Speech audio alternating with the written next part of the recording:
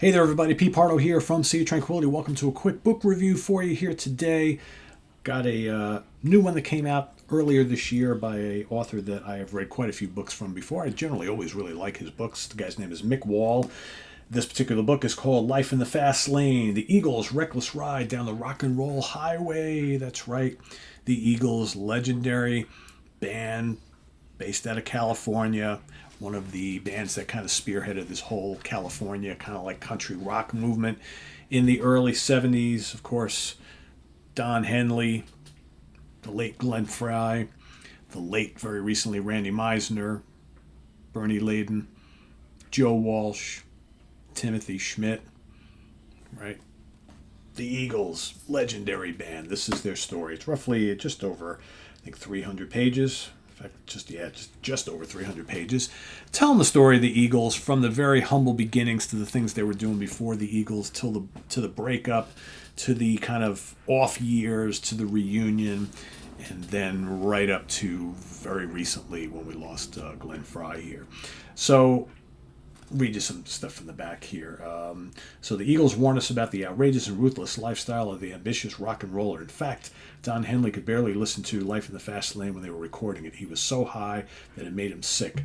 The band that embodied the American dream with globe-straddling success, impossibly luxurious lives, and almost supernatural talent also descended into nightmare with bloodletting betrayal. Hate-filled hubris, discarded lovers, and former bandmates left unburied on the road behind them.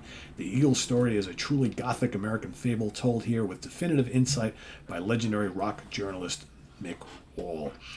So, Mick has wrote some really fun books. He's, of course, did the Led Zeppelin When Giants Walk the Earth book.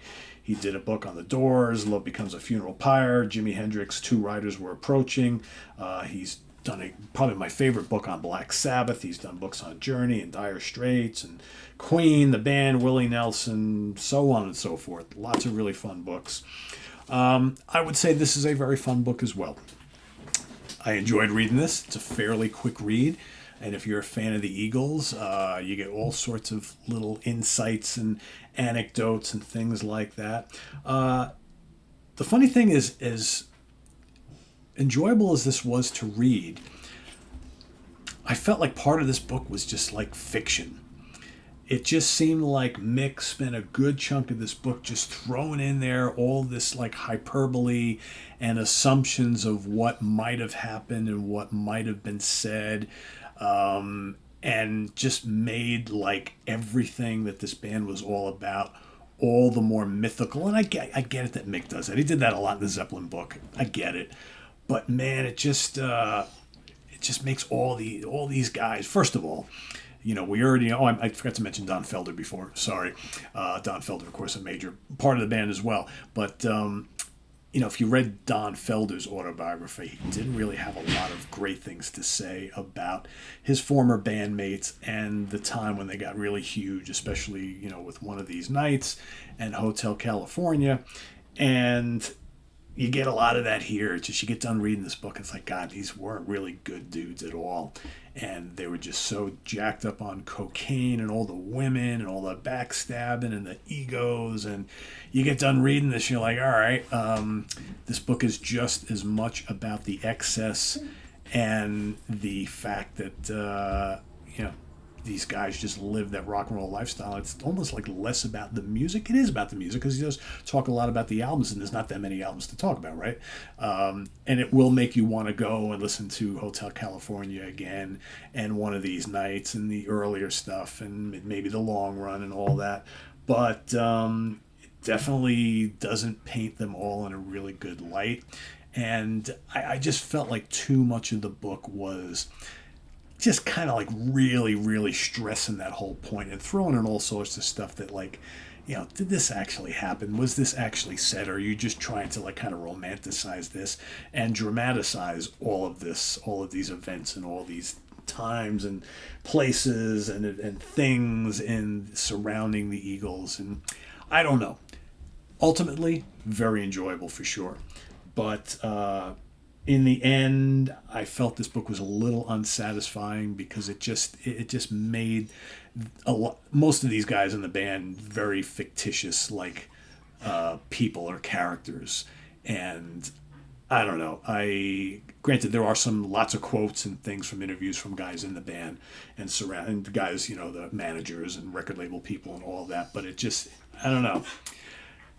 Part of this book was just a little, I don't want to say unsettling, but just a little unbelievable. And I guess I've read a lot of rock bios in my life, and I guess there are a lot that are like that. This one, though, I really felt that way when I got done reading it.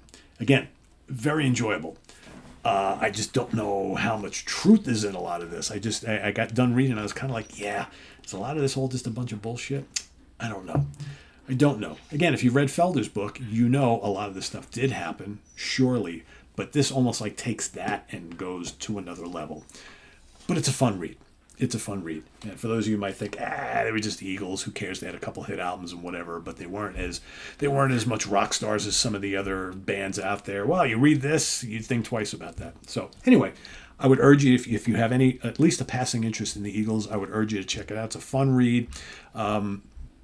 To me, I enjoyed Don Felder's book a little bit more. Again, how truthful all of that is as well, I don't know, because there's bad blood there. Sometimes you embellish a little bit with bad blood. But I think if you read both of these books, it really gives you an impression of what life in the Eagles camp was all about. I don't know if I would have wanted to be there, but lots of money, lots of drugs, lots of women, lots of alcohol, lots of betrayal, lots of backstabbing, and lots of egos. That's what it's all about. So there you have it. That's my review of Life in the Fast Lane from Mick Wall. Fun book. Rock and roll excess. It's what it's all about. So go and check it out. Visit us on the web at www.seaoftranquility.org. We're on Facebook. We're on YouTube all together all the damn time. Please subscribe if you haven't already and click on that notification bell so you get alert of all of our content as it posts. And please do hit the like button before you leave.